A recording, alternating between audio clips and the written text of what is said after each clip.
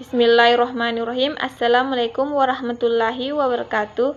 Baik, perkenalkan nama saya Dewi Sartina, Prodi Perbankan Syariah semester 6 kelas C. Di sini saya akan membacakan UAS saya mata kuliah Analisis Tingkat Kesehatan Bank Syariah. Di sini kami ditugaskan untuk menjawab soal yang pertama, apa yang Anda ketahui tentang transparansi dan kualitas data Bank Syariah? Yang kedua, menurut Anda bagaimana tata cara penilaian tingkat kesehatan bank umum syariah dan unit usaha syariah secara individual maupun secara konsolidasi? Yang ketiga, jelaskan hubungan analisis risiko dengan pengawasan bank syariah. Yang pertama, apa yang Anda ketahui tentang transparansi dan kualitas data bank syariah? Pengertian transparansi. Transparansi sendiri memiliki arti keterbukaan dalam proses perencanaan, penyusunan, pelaksanaan anggaran. Dengan demikian dapat disimpulkan transparansi adalah prinsip yang menjamin hak masyarakat untuk memperoleh akses informasi yang benar, jujur, dan tidak diskriminatif tentang penyelenggaraan sebuah organisasi dan hasil-hasil yang dicapai oleh organisasi dengan memperhatikan perlindungan hak atas pribadi, golongan, dan rahasia negara.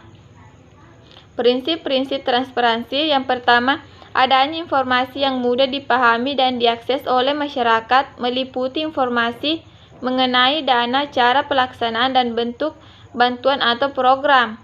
Yang kedua, adanya publikasi dan media mengenai proses kegiatan dan detail keuangan. Yang ketiga, adanya laporan berkala mengenai penyandaigunaan sumber daya dalam perkembangan proyek yang dapat diakses oleh umum. Tujuan transparansi. Yang pertama, mencegah sedini mungkin terjadinya penyimpangan melalui kesadaran masyarakat dengan adanya kontrol sosial.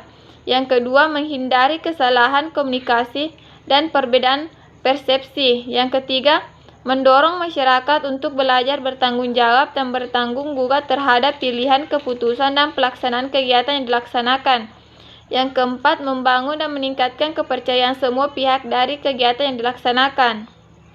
Manfaat transparansi. Yang pertama, mencegah terjadinya korupsi yang dilakukan oleh para stakeholders dalam sebuah organisasi. Yang kedua, lebih mudah mengidentifikasi kelemahan dan kekuatan kebijakan. Yang ketiga, meningkatkan akuntabilitas dalam penyelenggaraan pelayanan publik sehingga masyarakat akan lebih mampu mengukur kinerja lembaga.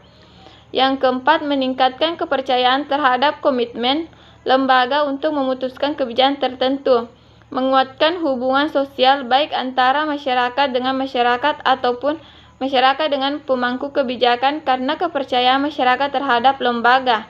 Yang terakhir, mampu mendorong iklim investasi yang kondusif dan meningkatkan kepastian usaha. Kualitas data bank syariah. Menurut Turban et al. 2005, data adalah deskripsi pasar tentang sesuatu kejadian, kegiatan, dan transaksi yang ditangkap, direkam, disimpan, dan diklasifikasikan namun tidak terorganisir untuk menyampaikan suatu arti khusus. Sedangkan menurut Mar Mosley 2008 dalam bukunya Dictionary of Data Management, pengertian kualitas data adalah level data yang menyatakan data tersebut akurat, lengkap, update, konsisten, sesuai dengan semua kebutuhan peraturan bisnis dan relevan.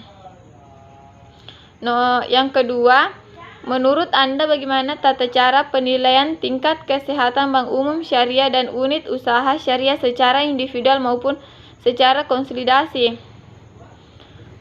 Yang pertama, tata cara penilaian tingkat kesehatan bank umum syariah dan unit usaha syariah secara individual.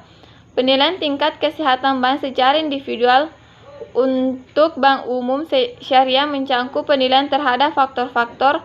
Yang pertama, profil risiko, good corporate governance, rentabilitas, dan permodalan. Sedangkan unit usaha syariah mencakup faktor profil risiko.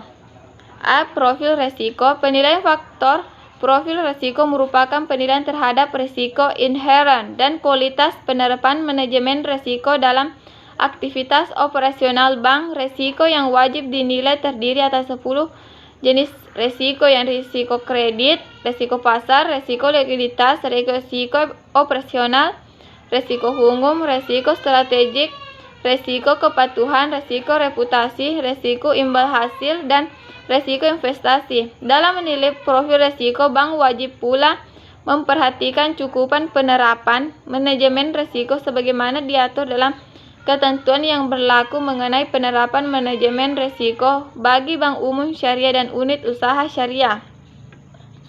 Yang B.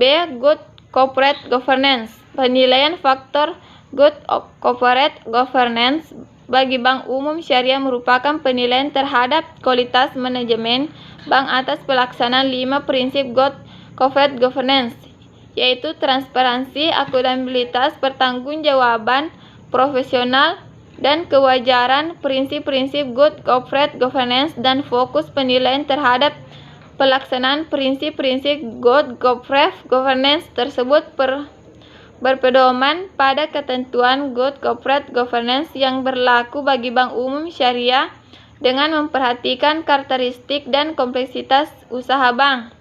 Yang C. Rentabilitas.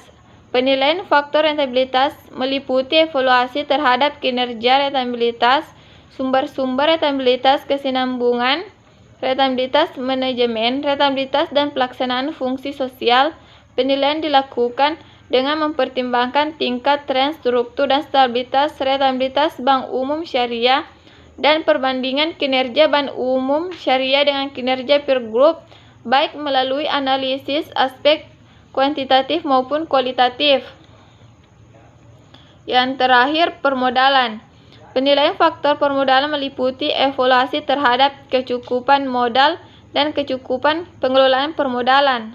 Dalam melakukan perhitungan permodalan, bank umum syariah mengacu pada ketentuan yang berlaku mengenai kewajiban penyediaan modal minimum bagi bank umum syariah. Selain itu, dalam melakukan penilaian kecukupan modal, bank umum syariah juga harus mengaitkan kecukupan modal dengan profil risiko. Semakin tinggi risiko, semakin besar modal yang harus disediakan untuk mengantisipasi risiko tersebut. Dalam melakukan penilaian, bank umum syariah perlu mempertimbangkan tingkat tren, struktur, dan stabilitas permodalan dengan memperhatikan kinerja per grup serta kecukupan manajemen permodalan bank umum syariah. Penilaian dilakukan dengan menggunakan parameter indikator kuantitatif maupun kualitatif. Dalam menentukan per grup, bank umum syariah perlu memperhatikan skala bisnis, karakteristik atau kompleksitas usaha bank umum syariah serta ketersediaan dan data dan informasi yang dimiliki. Yang kedua, tata cara penilaian tingkat kesehatan bank umum secara konsolidasi. Yang pertama, bank umum syariah yang melakukan pengendalian terhadap perusahaan anak wajib melakukan penilaian tingkat kesehatan bank secara konsolidasi. Penilaian tingkat kesehatan bank secara konsolidasi mencakup penilaian terhadap faktor-faktor profil risiko, good corporate governance, rentabilitas, dan permodalan. Yang kedua, penetapan perusahaan anak yang wajib dikonsolidasikan mengacu pada ketentuan yang berlaku mengenai penerapan manajemen risiko secara konsolidasi bagi bank yang melakukan pengendalian terhadap perusahaan anak. Dalam melakukan penilaian secara konsolidasi, bank wajib memperhatikan materialitas atau signifikansi pangsa perusahaan anak terhadap pangsa atau kinerja bank secara konsolidasi, dan atau signifikansi permasalahan perusahaan anak terhadap profil risiko, good corporate governance, rentabilitas, dan permodalan bank secara konsolidasi. Ketiga, penetapan materialitas atau signifikansi pangsa perusahaan anak dapat ditentukan melalui perbandingan total aset perusahaan anak terhadap total aset bank secara konsolidasi atau signifikansi pos-pos tertentu dalam laporan keuangan perusahaan anak yang mempengaruhi kinerja bank secara konsolidasi seperti aset tertimbang menurut risiko, rentabilitas, dan modal. Penetapan signifikansi permasalahan perusahaan anak antara lain mempertimbangkan permasalahan yang terdapat pada perusahaan. Yang keempat, parameter atau indikator yang digunakan dalam penilaian tingkat kesehatan bank secara individual dapat digunakan oleh bank pada saat menilai tingkat kesehatan bank secara konsolidasi. Parameter atau indikator tersebut dapat dilengkapi dengan parameter atau indikator lain sepanjang relevan dengan skala usaha, karakteristik, dan kompleksitas usaha bank secara konsolidasi.